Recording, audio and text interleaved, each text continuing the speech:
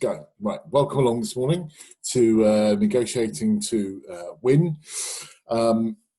This is number 7 in the series of 9 webinars we've got coming up overall.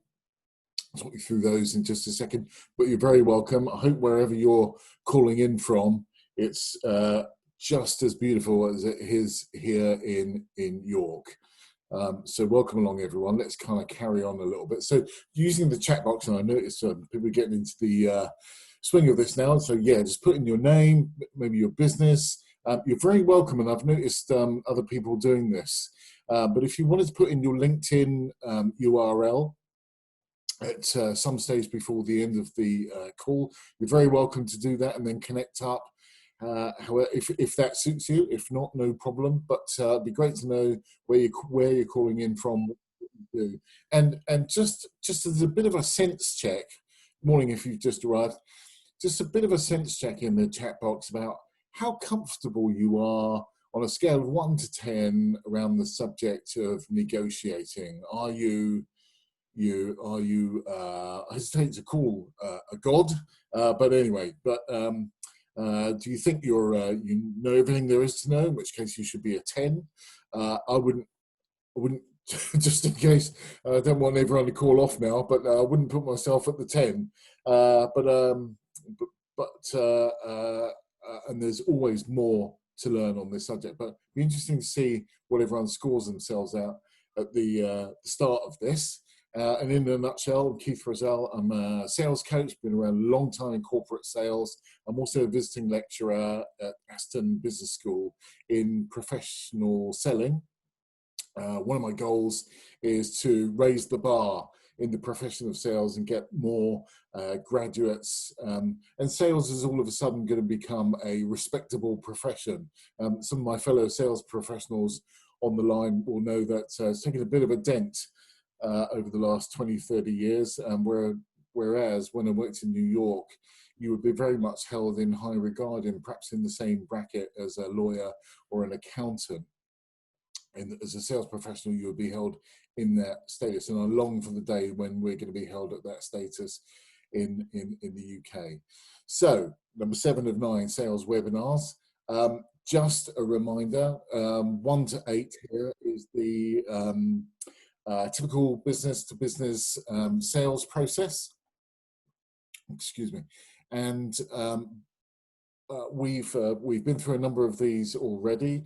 The phases of the sales process are listed on the left-hand side. They're not in order, but the ones that are in order, and I want to show you where we are in that process here, is value proposition. So before you start spending any money at all on marketing, on paid ads, on organic ads, whatever it is, you must get your sales messages right. What kind of audience you're looking for, all of that. We discussed that in actually webinar number 2, value proposition. Then we talked about go-to-market strategy, generating leads, the right kind of leads. Then we talked about how to qualify a deal or identify a customer's requirement. Then a pursuit strategy for larger deals, because there's lots of people involved in making a decision. And now, today we're on negotiating to win, the fine art of negotiation maybe. And it depends who you're negotiating with, of course, and we'll talk about that in more detail. And then afterwards, next week's webinar, we're going to be talking about closing the sale. Anything from whatever it might be, from a high volume, lower cost product, right up through to really big type, lower volume but higher value orders or deals. And then that's not the last part of the sales process. The last part really is maximizing the yield of accounts. Okay, so cracking on. So negotiating to win. Now, the dictionary definition of negotiation is a process of combining divergent positions. So you're over here and the person opposite you, or maybe several people opposite you, are over here, and we've got to bring them together to negotiate to the same place, to negotiate, get everyone, as I would call it, get all the liars in one room, getting one version of the truth, which is the negotiated outcome. And over the last 4 years, this is the first and I hope only use of the word Brexit today, but that's what they've been trying to do for the last 3.5, 4 years. So into a joint agreement, joint or several, meaning more than one party to the agreement, under a decision of unanimity. So we're all lined up around this particular negotiated settlement. That's really important because it identifies up front that you're not in the same place. We'll talk about in a second what happens if you are in the same place when you start out and why that may not always be a good thing. And just for history buffs amongst you, the earliest known form of the word, la négoce, which is a 17th century French word, and it literally translates as there's no leisure in industriousness. And I've, in my 21st modern day interpretation of that is really hard. It's not easy. Okay, right. So the assumption is compromise on both sides. And I used to be a trustee of a sort of a children's welfare charity a few years back. For unfortunately, when families were breaking up, and in that parlance, people will come to us when it's far too late. They became entrenched, what's known as entrenched in their positions, and they're very difficult to move off the dime and understand that actually it's not, they're very fixated in their views and their positions, because if they'd have come to us months earlier, then we could have saved a whole lot of pain. For that particular, and that's probably one of the more emotive negotiations that I hope no one has to go through, but unfortunately, such is life, sometimes you do. It's an extreme form of negotiation. But I've also worked with the International Committee of the Red Cross in Geneva, and they're the people that go into war situations. Yemen and Saudi is a case that comes to mind, and they broker peace outcomes for literally warring factions. They're a really interesting, amazing organization if ever you get a chance to encounter them in some form, a peacetime form at least. Okay, so remember, always remember this before any negotiation. It's not about getting to any answer. It's not just any old settlement or agreement that you want to reach. It's about good business. And always remember the mantra of this. If there's one thing worse than no business, it's bad business. So negotiating a bad deal is just creating months, possibly years of heartburn for you. And I can tell you from bitter experience that what looked like a good deal ended up being a really bad deal, really hard to imagine, but you're in the contract then. And that's really tough to get out of and costly. So who decides what bad business actually is? So it's a function of many, many different things, but generally profitability or margin is in there. Revenue, if you're gold, if you're in sales, and sometimes you're gold on revenue. And sometimes you're gold, not just on revenue, but timescale. So I remember months, a colleague of mine, and Graham Brody probably knows this individual, because we were working at the same company at the time, who said to his sales manager, I have no problem with the target that you're giving me. The only problem I have is the amount of time you're giving me to do that target.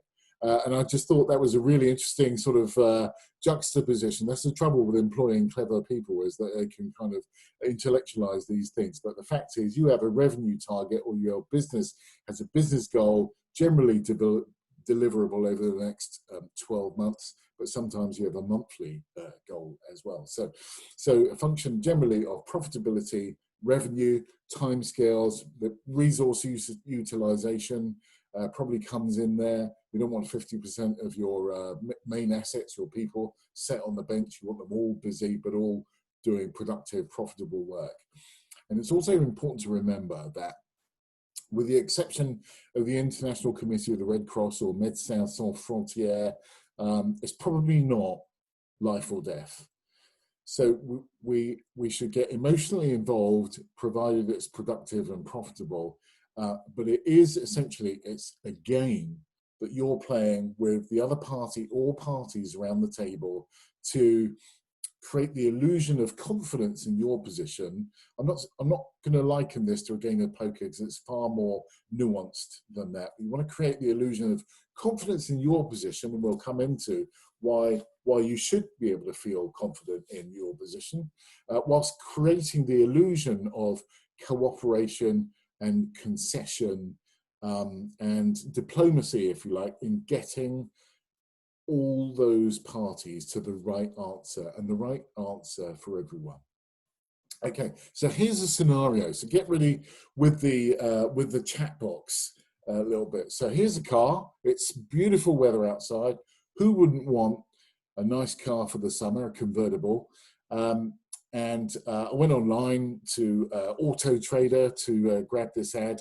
I should let you know that other online magazines are available for the purchase of cars. But £23,000 for this car. I think it's 3 years old. Excuse me. And Auto Trader tells us it's a great price. But because I live in Yorkshire and we don't believe in paying full price for anything, we're going to be cheeky. And we are going to go for £18,000. Okay, 23 is a good price. 18 would be fantastic. We could walk away with an £18,000 deal, and that would make us feel fantastic. Okay, so I want you to imagine you're in the showroom. 1 second. You're in the showroom, and you're there with the salesperson, emphasis person, and you're going to walk in, and in your virtual briefcase, you've got £18,000 notes, which you really want to hand over to the salesperson. But you probably know you're going to have to negotiate a little bit. So you say to the salesperson, you look him in the eye and say, I'm going to give you £18,000 for that car. And the salesperson looks at you straight away and says, yeah, okay, brilliant, we'll take it. In your chat box, what word comes to mind now? Let me see what you're thinking.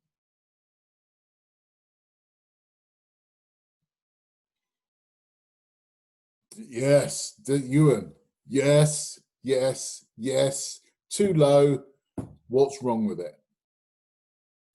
Okay, so here's the point. Do you remember above when we were creating the illusion of confidence in your position, whilst also creating the illusion of cooperation and concession? You have to make people feel like they're getting a deal. And the way that you do that is by countering. If you concede too early, it's too low, what's wrong? Suspicion. And your deal is tainted forever after. I'll talk about that in more detail in a second. So, and let's just talk about this, because for the most part, people are here from the UK, although I'll look up in the chat box. I know we've got people from overseas as well. Editia, I can see you're on the line. Fantastic. Okay, so it's a mindset. It is a game. And I don't know where you're at the moment. It'll be interesting how you scored yourself in the beginning as to what it's going to take to get you from where you are now to being, not to being number 10, because I'm one of these people who, perfection is something you strive for but never actually get to. So maybe we can get you just a couple of points more on this score. So it's a mindset. It's occasionally uncomfortable or embarrassing. Now, my wife is over this now, but when we used to go out and buy stuff, I have a habit of haggling for price, and it is embarrassing. You've got the rest of the shop potentially watching you, all eyes upon you, and you've probably got a profile that you don't particularly seek, but you also got a price that you don't particularly want to pay either. So it can be embarrassing or uncomfortable or some feeling like that pertaining to you. The point is, that's what the other side is hoping. So you don't negotiate. So they know you're going to feel uncomfortable, and they almost exploit you because you wouldn't possibly have the courage. There's another word, I won't mention that, but you wouldn't possibly have the courage, temerity, tenacity to possibly negotiate. And you'd be amazed where you can negotiate. So that's what the other side is hoping. We talked earlier about the component parts, and negotiation isn't always about price. It can be you're in a discussion talking about buying something, we can't really deliver it until next Saturday, a week time. So is that okay with you? No, if you want a deal now, it's got to be Tuesday. That's what I want to negotiate on. So it's those points that mean something to you. And depending on what your deal is, every deal is specific, I believe. It has a specific context that you really need to think about in advance. Not many people are good at doing this on the spot. Be careful also, if you sell a volume type product, be they water coolers, be they online driving tests or health and safety certificates, or so if it's more of a volume game, so you're doing, I don't know, 100 a month rather than 100 a year type, if it's that, be careful you don't get caught out in the, okay, how much for one of those? How much for 50? How much for 1,000 of those? Because what the other party is trying to do is they're trying to uncover your costs. And they're being a bit sneaky about how they go about it. So they'll end up saying, well, I want I'm only going to buy 50, but I want the 1,000 price. So just be aware that these are some of the games that can get played. And it is a game. They probably don't mean to be malicious, duplicitous, or anything like that. But they're going to try and find a way to discover, price discover it's called, what your costs are. And actually, if you've got a business, very few unique businesses in the world, but they might want to, excuse me, they might want to just kind of discover where you're at in your production process, in your maturity, how much it's costing you to make your stuff or deliver your product, if you like. Okay, so my personal discoveries on negotiation, you have the right, whether you're buying or selling, to test the price wherever you are. Now, so my friend Gordon has got a really nice house, and I only discovered this about 3-4 years ago, and I thought I knew a bit about negotiation, but Gordon knows more. So he had this most fantastic YEW bookcase, the most beautiful orangey brown you can imagine. It really is the centerpiece of his living room. So yes, no, you're supposed to haggle. Absolutely right, you are supposed to haggle. So anyway, back to York Gordon's. He had this most fantastic yew furniture in his living room. And I was asking about it. Wow, that's beautiful. He was telling me about it. He went to Harrods. Okay, well, that tells you something straight away. And he said, I got the most amazing price. Now, I don't know about you. At the time, I wouldn't even, not even a courage thing. It just wouldn't have entered my mind to go to Harrods and negotiate for something. But he got 15% off the predicted price, which was probably still a pretty penny. But he got 15% off because he had the courage to ask. And I put that to you, and not that I want. Now, of course, Harrods had the right to counter with, oh, I'm very sorry, we don't offer a discount. And who could blame Harrods or Fortnum & Mason or whomever it is for having that position? But it was just interesting. It wouldn't have entered my mind, but Gordon had the courage to ask and got, because they're never going to hand over a discount. And neither should you just hand over a discount. We'll come on to that in a second. But the point is, you don't ask, you don't get. That's a lifelong lesson, well beyond just the sales profession. So Yorkshire and money. So I heard this when I was working on Canary Wharf a good few years ago. I worked with a guy from Glasgow, and that probably tells you something straight away. But we're in the offices of a US investment bank, and this broad Yorkshire accented chap banged on the desk and walked out. And I thought, we were in a negotiation, and walked out. And Jim, my colleague, looked across at me. Of course, you know what the definition of a Yorkshireman is, don't you, Keith? And I didn't. He said it's a Scotsman stripped of his generosity. And I thought about that for a second, and I thought, I love that distinction. And I've lived in Yorkshire for about 7 years. Our main home has been here, and I've learned more about money and how to exact every last ounce of value from your money. I've learned more about that in 7 years in Yorkshire than I have 43 years in Surrey. So, but that's the point, isn't it? It's about maximizing your resources. Okay, so negotiating. So where does it, excuse me, where does it start? Well, in reality, because we're human beings, I believe negotiation starts probably even before you start speaking to the other person. Because we live in the day and age of social media, of LinkedIn and other platforms, people size other people up straight away. In fact, you don't even have to think about it. You're unconsciously sizing people up all the time. You just can't help it. It's a human nature thing. So from the moment your opposite number, assuming it's just one person, the other side of the metaphorical table, that you come into contact with, the moment they come into contact with you, your brand, it's telling something. It's telling something about how you feel about your brand, about your place in that brand, all of those things, how you feel about yourself. Are you very definite in your language? Are you very tentative? We hope. We'll try, da, da, da, da, da. That suggests a lack of confidence, which could be exploited for someone else's gain. Yes, there you go.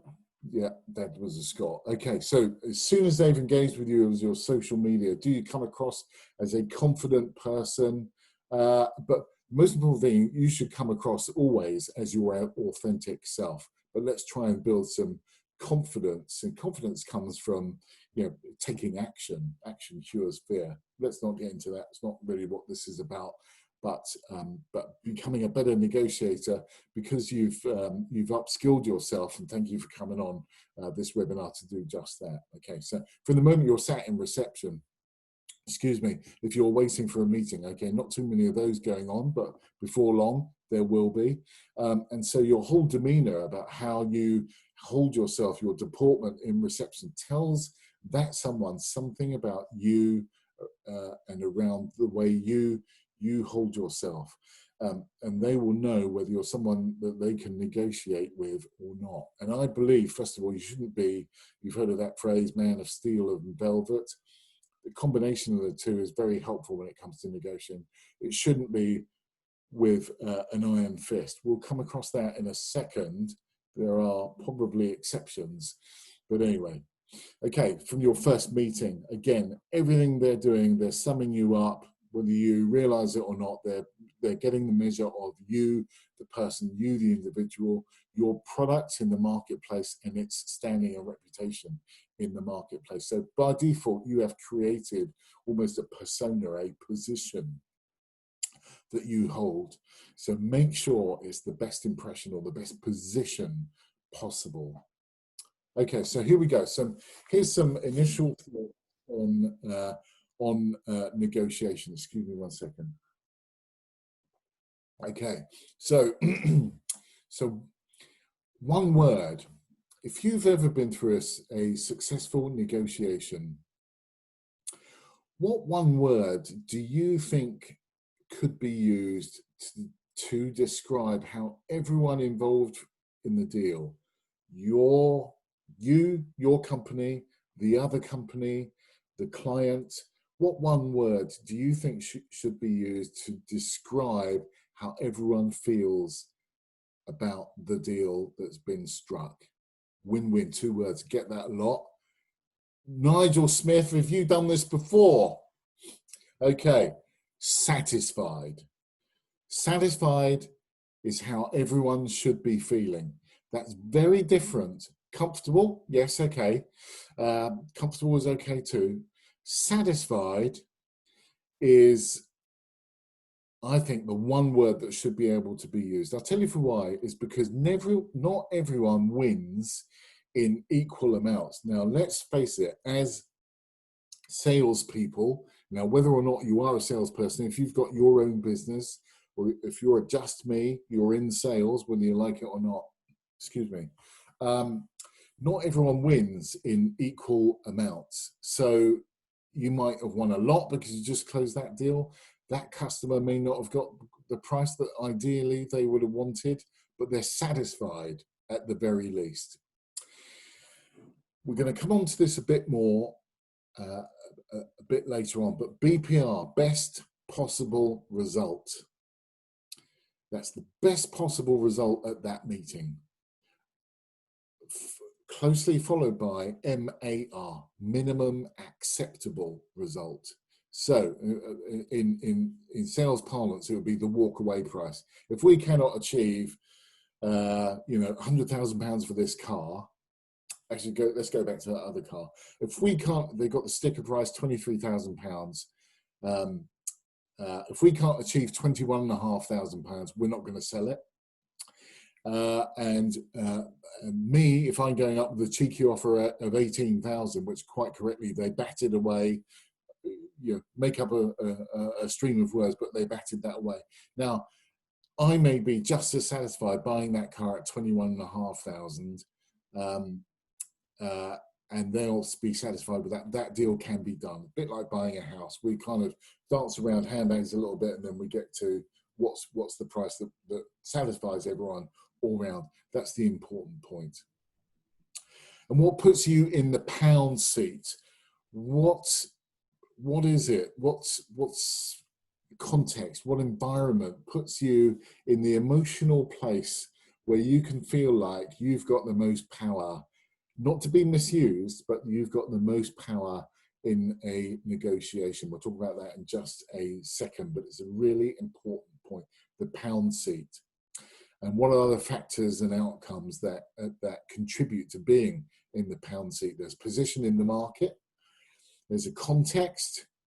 For instance, anyone that's got the vaccine with a guaranteed cure for, or guaranteed vaccination for COVID-19 would be in a pretty powerful position.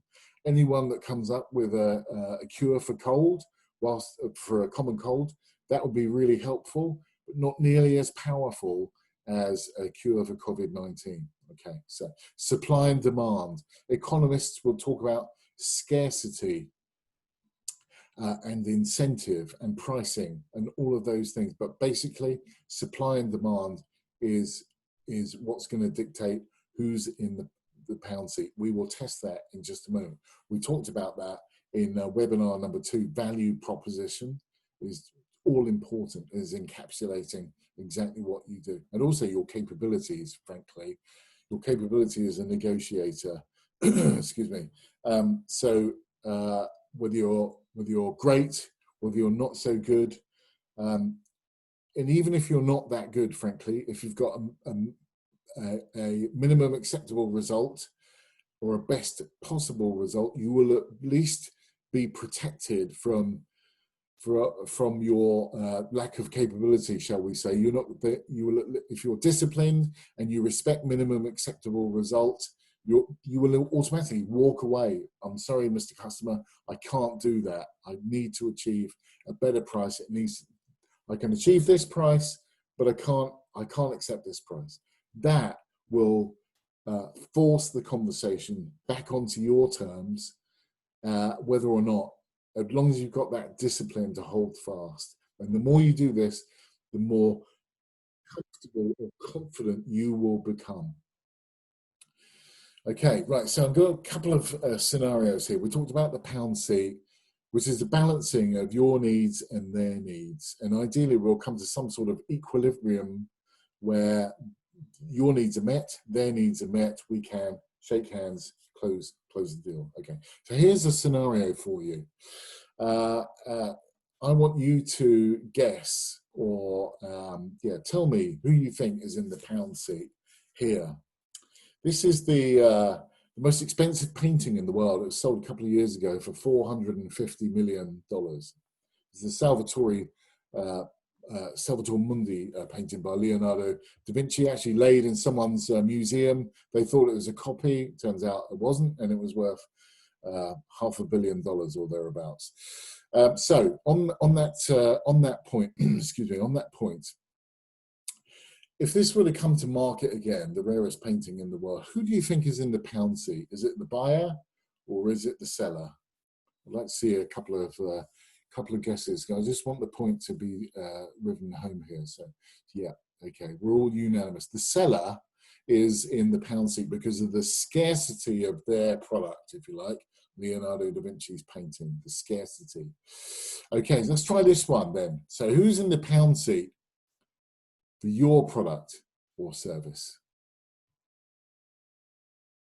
Just think about that just for a moment. Who's in the pound seat for your product? Yeah, it depends. It depends. And both, yeah, brilliant. Okay, but we're thinking about this. All right, so here's another one just to kind of drive home the point. Who's in the pound seat for this one?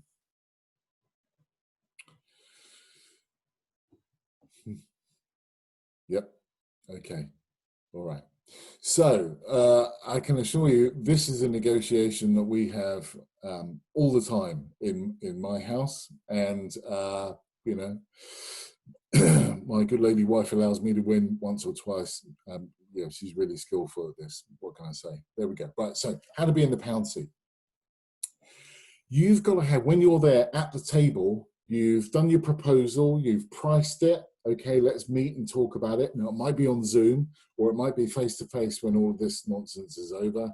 You've got the preferred value proposition. And we talked about that in webinar 2. That's how to be in the pound seat. How do you discover that? You need to know everything about the client's need and how your value proposition meets that need or even exceeds that need, but not by much. You just need to meet it. And we talked about the discovering clients' needs or identifying client needs in webinar number 4. So you need to know everything about that. And you need to know, in essence, your particular value in that particular deal, why you are the preferred vendor. And you need to find a way of discovering whether you're the, and they would be mad. It does happen sometimes, government in particular, but very few times you're invited in for a negotiation, but you're not generally the only other party. So you've got to work out why you're there, and there is a way of finding this out. And are you the only party that's there? Are they secretly meeting someone else afterwards or beforehand to have a similar discussion with them to find out what terms? Because at the end of the day, they want the best terms for themselves or their company as well. So you need to find out if there's a competitive element or threat there. And you'll have got there by having the support of the right people. So if you're at the same price or thereabouts as your nearest competitor, but you've got the support of someone really senior in that account, or maybe they've even introduced you to that account, then that makes you in a really powerful place. You are in the pound seat, and discovering that, no one will ever tell you that, but you will just get the impression because of evidence, not because of just intuition. You've got evidence. You're the only one there. There's no one else, or there's another competitor who you think are weaker in this area of service or consulting than you are. You will have evidence that demonstrates you've got the support of the right people. You've got the right value proposition. You've sold enough value in that particular transaction or negotiation, and you know your best possible result and your minimum acceptable result. Automatically, that should give you some confidence. You know what the ceiling is on that price, the best possible price that you could achieve, and you know what the minimum acceptable. That is empowering in its own right. So the fee, excuse me one second. Okay, so I want to talk to about the principle of open extreme. And open extreme is where you're testing the price, the right price in a particular situation. And I want to talk, I was executor of a will a few months back, starting out last October, and we had to dispose of a small property in London, and as you know, there are a number of things going on in the property market at that time. Brexit still wasn't settled. That was the major bit of uncertainty. There was a regular property, 2 up, 2 down. There was another similar property on the market 3 doors away, another 2 up, 2 down. So there's lots and lots of uncertainty, and there was competition. So we started out, because even estate agents, God bless them, didn't know how to price the market. So we started out here, and we didn't get any views, nothing within a whole month, and that caused us some concern. So we dropped the price to 325. Again, and there were no viewings, no even inquiries during that time. 325, we started getting some inquiries. In fact, we had 63 viewings, but no offers. We got an offer on the 64th viewing. By the way, just in case you're worrying about 63 viewings and no offers, so I delivered some sales training to the estate agency, because there shouldn't be that much activity for 0 inquiries. There's something else going on there. I sometimes wonder if, and forgive me if we've got any estate agents, I'm not aware of what you do, but that's become an administration exercise as opposed to a sales exercise. And if anyone's listed a property in the last 12 months or so, they'll know that that's the case. Very little selling goes on there. Right, okay, so back to the 64th viewing. Excuse me. The 64th viewing came in, and I don't know if they'd taken the same training that I have. They put on an offer for 277,000. That's I'm trying to work out, but that's a big slice of reduction, because you know what? Was I offended? I was really annoyed to get this offer, but they didn't know it was the only offer in town, and I needed to dispose of that property for someone. So I came back to them and said, I'm sorry, there's 277,000. That's just nowhere near where we need to be. Now, interestingly, I could have countered. And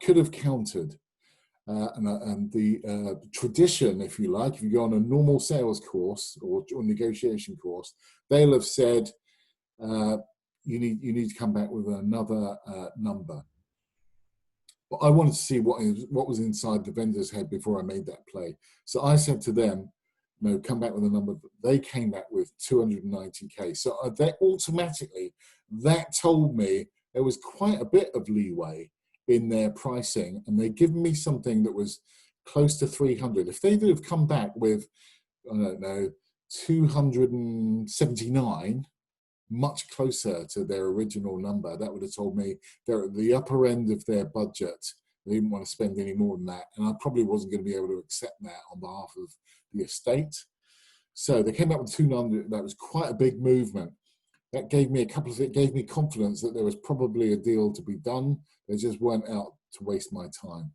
So anyway, we settled here, which was a way of meeting them kind of in the middle, more towards my number, than their number, but it was an increase of quite a substantial amount. I'm trying to work out 33,000, an increase of over 10% in their original offer. So the point was that property was listed in October, and there was remember we talked about deadlines are sometimes important, or timescales in a transaction. Well, that deadline was Christmas, and we had discovered, because we'd asked questions of this particular vendor, and to be fair, the estate agent had also asked a few questions around, what do you want to do? We knew they wanted to be in before Christmas. So automatically, first of all, it's very helpful to know that information. And we can all work towards that agenda. But that gave me just a little bit of extra confidence that we could be bullish in the price. We could get closer to our price. We didn't have to completely give in. If there's no compelling event, like Christmas, like, I don't know, we need to be in before the children go back to school in September, or if there's no compelling event, very hard to work with those kind of dynamics, because there's people generally don't buy something until they absolutely have to, and that absolutely have to normally has a particular event, a compelling event it's called. Okay, so the takeaways from that negotiation, which I hope was helpful in some way, was we achieved 10 to 20k more than we probably would have achieved without those skills, without asking the right information. And I want to call it attrition. Attrition is Napoleon Bonaparte's strategy of just lining up and killing each other, and the one with the most people left wins. It's not quite that, but it's certainly being able to talk about your number. No, 325 is the number we needed to hit. Talking about my number, that reinforces, that embellishes, that makes my number more powerful than their number. You need to be talking about your number, because again, you've got the best possible result and the minimum acceptable result, and you're focused on those outcomes, the best possible result in particular. That's empowering in its own right, so be thinking about that. But also, we knew how our property we didn't need to argue this in the end. We just knew ours was the property they wanted, not the one 3 doors away, which in the end was on still unsold actually. Because we knew what the benefits of our house was. They wanted a house with Victorian features. It was a beautiful house. We would work with them in being able to make sure they got in for Christmas. We were unencumbered. It was a vacant possession, and all of those things. They all empowered our negotiation points. And we talked about that in webinar number 2 on value proposition. There was a compelling event. We will also talk about this more in webinar number 8 next time, around how you can use those to help you close deals. And we'd also identify the customer's need in webinar number 4, which is around, we want to be in a mood for Christmas. It's in the human psyche, that's at the end of the year as some kind of a marker, be in for Christmas and start the new year, new property. We all know what that feels like. And then we talked about trends, implications, possibilities, solutions. Brexit was massively uncertain.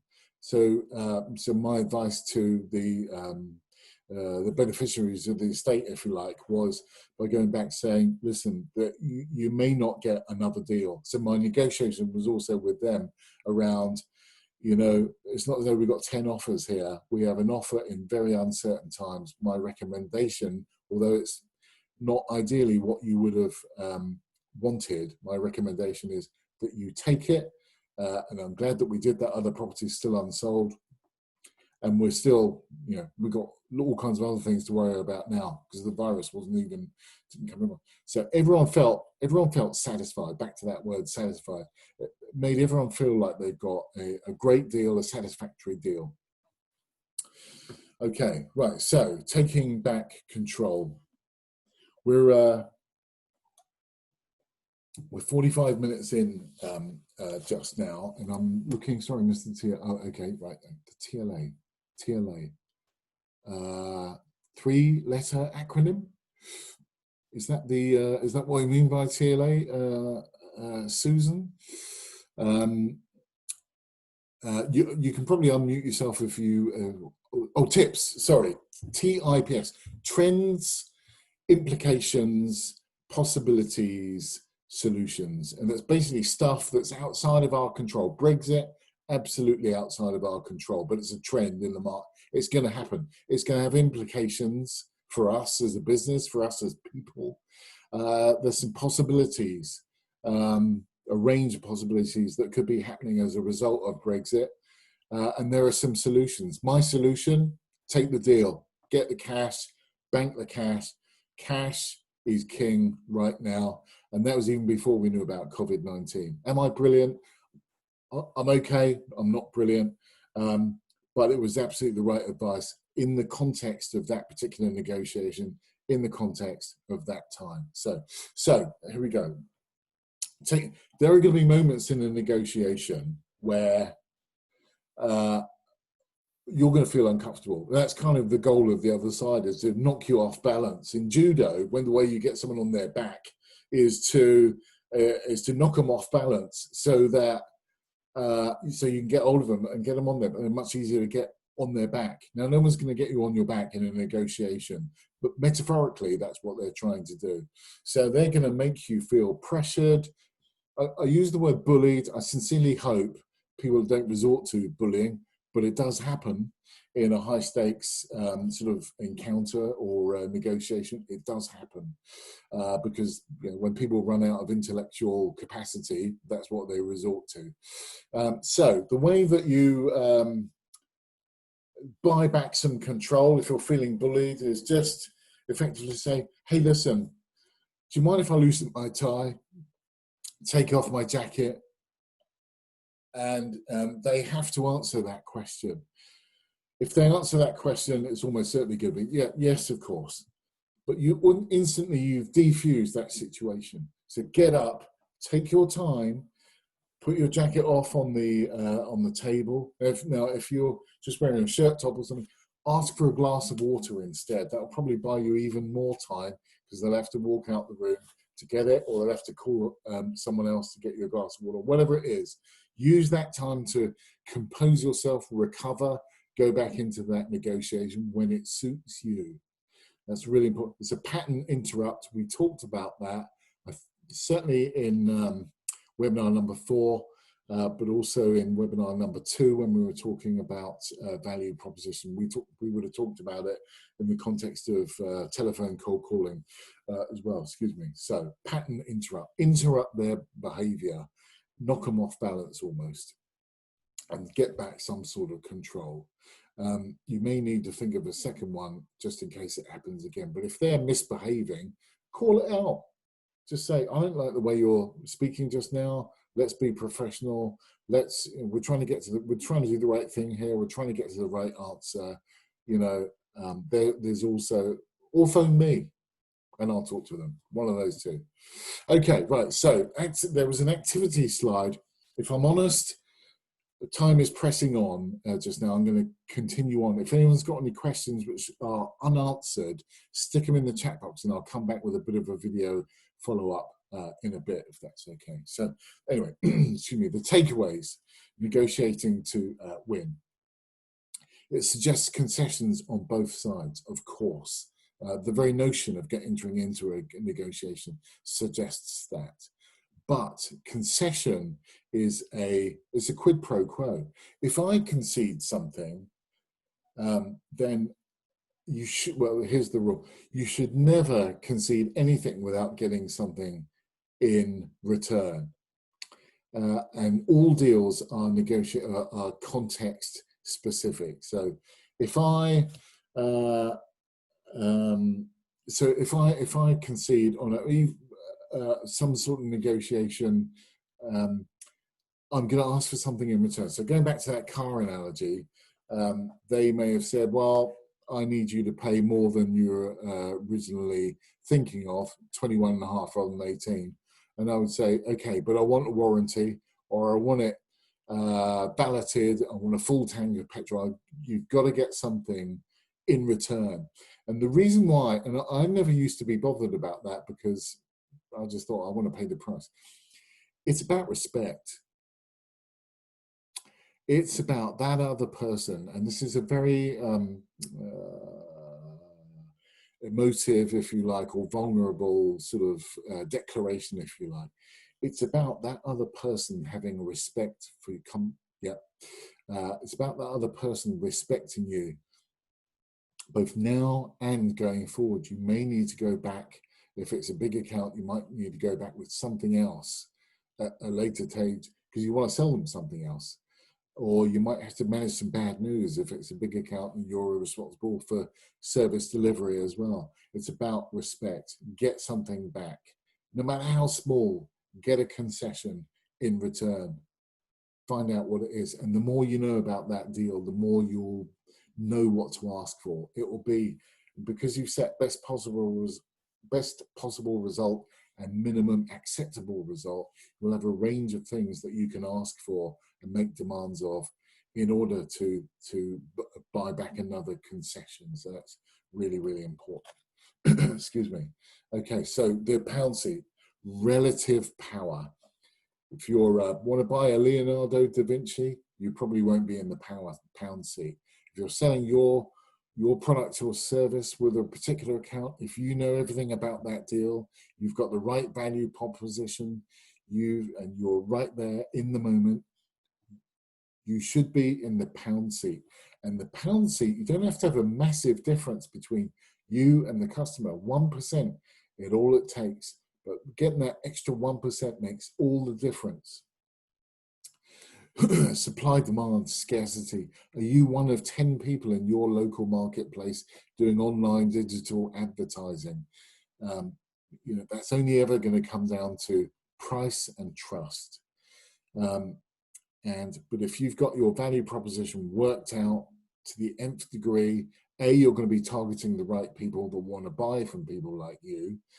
And therefore the price is less about, the conversation rather is less about price, but more about how soon can you help me? How can you help me? Much more positive things to talk about than price alone. Of course, price will inevitably be important at some stage, but all the other stuff is just as important as well. And it's your responsibility, if you like, to talk about those things with confidence. So here's another really important point. Now this notion, which in the sales profession and political persuasion profession has been known about as a dynamic for decades, but it's come to the public's attention since the Brexit negotiations. Now, let's not get into whether you're for or against, but nothing is agreed until everything is agreed, and that's important to protect your own position. And make that statement up front if you can. Nothing is agreed until everything is agreed. So you know exactly what that deal looks like. Because again, we're back to, there's one thing worse than no business, it's bad business. Okay. Making them, so always countering, always asking for a concession. Make them feel like they've got a great deal. Just don't concede. It devalues everything you do, your service, and as importantly, you as a person. So even warring factions can be brought together. It's difficult, but it's not impossible. So no matter what the negotiation is, it's not all, because it's a life skill. It's not always about your product service. It's not always about sales. It could be negotiating for ice creams when you're out with the children. There's nothing more difficult to argue or negotiate with than a young child, I've found. And I've got 4, which is why I look like this. So remember, it's a game. You want to create the illusion of confidence in your position whilst respecting and understanding the other person's position. They call it walking in the other person's moccasins as well. So that's an important thing. Hey, Precious, good to see you down there. Just seeing down the bottom of my screen. Well, welcome. So open extreme, test that price. You have a responsibility for you, for your company, to test the price that you're offering, or if you're in a buying capacity, you have a responsibility to test that price. We do it when we go shopping. John Lewis, Harrods, wherever you may be going shopping, you have a responsibility to test the price, because don't you know it, Tesco's sales are down. Very hard to negotiate in Tesco's, I would say, but a department store, you would often find they're up for a deal, and they will find a way of getting your deal through because no one's doing any business. So take advantage of that. 7 years of living in Yorkshire has told me that. Okay, so some personal lessons learned. Confidence and self-worth, but not arrogance. That's really important. That's a turn off, especially if you're working with someone of the opposite gender. That can be a real no-no and likely to get you removed from the equation for a start. So your confidence, your self-worth, how you feel about you, how you feel about your product or service is a huge determining factor. And try saying no. Try saying no. See what happens. It's empowering, sometimes it just takes a bit of confidence. And once you say it, it is honestly liberating. Try saying no, but do it in not in a combative, but in a collaborative capacity, because you want to get to the right answer. Just see what happens. Power of no. Yes, underestimate. Thank you, Mr. Ma. Okay, right. So I'm going to tell you a personal experience that is not really about negotiation, but it is about the risk of taking other people to your meetings, particularly, and forgive me, if you're of a technical persuasion, but I'm a salesperson, I'm a pretty simple person. And when I went to a closing deal with, I'm not going to name the bank, but they were a really big bank, and we so wanted this deal. So I took he was a company director, but he was the technical guy on this pretty big deal, from New York, brash New Yorker, and I think he might have been on the, as many technical people are, might have been on the scale, so quite unpredictable what might happen.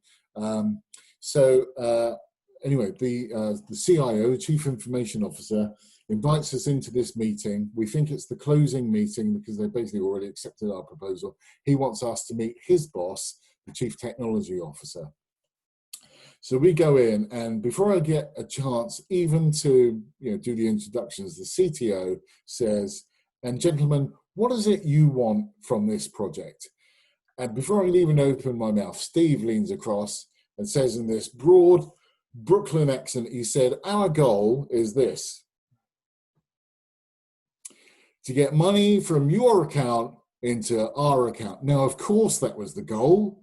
But there are certain things that just don't need saying. So this is a bit of a cautionary tale around be careful taking other people to accounts, which can often happen in a negotiation. You need to have an agreed position, who's going to talk about what subjects, and the risk of just saying stuff because it comes into your head. So I put that out there as a salutary now we recovered from that, and they both laughed like I wouldn't believe, because clearly that's what we all want, and it all went okay in the end.